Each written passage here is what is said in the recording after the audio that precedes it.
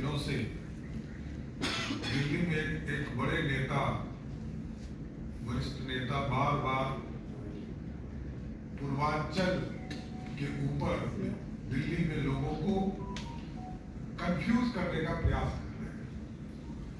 दिल्ली की जनता बड़ा स्पष्ट तौर पर जानती है कि दिल्ली के भलाई के लिए कौन काम कर रहा है और कौन नहीं कर रहा है। देश के यशस्वी प्रधानमंत्री नरेंद्र मोदी जी के नेतृत्व में लगातार भारत बढ़ रहा है, दिल्ली भी बढ़ रहा है। और दिल्ली जैसे प्रदेश में जहां पानी का दिक्कत हो, नाली का दिक्कत हो, सड़क का दिक्कत हो, उन समस्या पर दिल्ली के वरिष्ठ नेता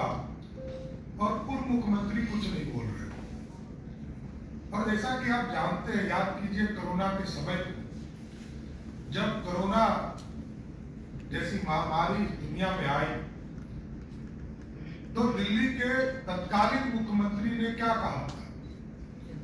कि जो बिहार यूपी के लोग हैं वो बिहार यूपी लौट चले जाएं, इलाज तक की व्यवस्था नहीं दिया और बसों में भरकर बिहार और यूपी जाने के लिए लोग मजबूर हुए। और आज लोग ये गलतफहमी फैलाने का प्रयास करते हैं कि पूर्वांचल के इशू पर रोहिंग्या और बांग्लादेशियों से जोड़ने का प्रयास किया जा रहा है, जबकि उनको पता होना चाहिए कि हमारे राष्ट्रीय अध्यक्ष जगत प्रकाश नड्डा जी बिहार की धरती पर ही उनका जन्म हुआ, पले हुए और आगे बढ़कर पूरी तरह इस देश की राजनीति में आए,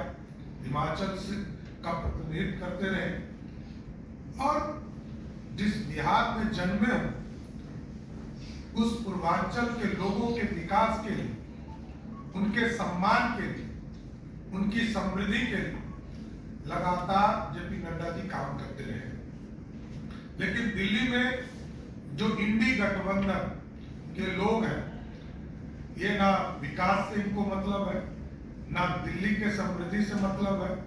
ना दिल्ली में लोग शिक्षित हो, रोजगार मिले, इससे कोई चिंता लेना देना नहीं है। इसलिए आज बड़ा स्पष्ट तौर पर मैं आग्रह करने आया हूँ दिल्ली में रह रहे पूर्वांचल के लोगों से, इन लोगों से सावधान रहने की जरूरत है और इन लोगों को करारा जवाब देने का समय आ गया। 10 साल 12 साल से दिल्ली में सरकार बनाकर कोई काम दिल्ली की जनता के लिए इन लोगों ने नहीं किया है। इसलिए मैं विशेष तौर पर सभी लोगों से आग्रह करूंगा कि पूर्वांचल के लोग 2025 के चुनाव में पूर्ण रूप से दिल्ली में बैठी सरकार को जवाब देने का काम करें। और साथ ही साथ आप देखे होंगे कि अपने आप को एक पढ़ा लिखा वर्ग मानने वाले लोग किस तरह महिलाओं का अपमान करके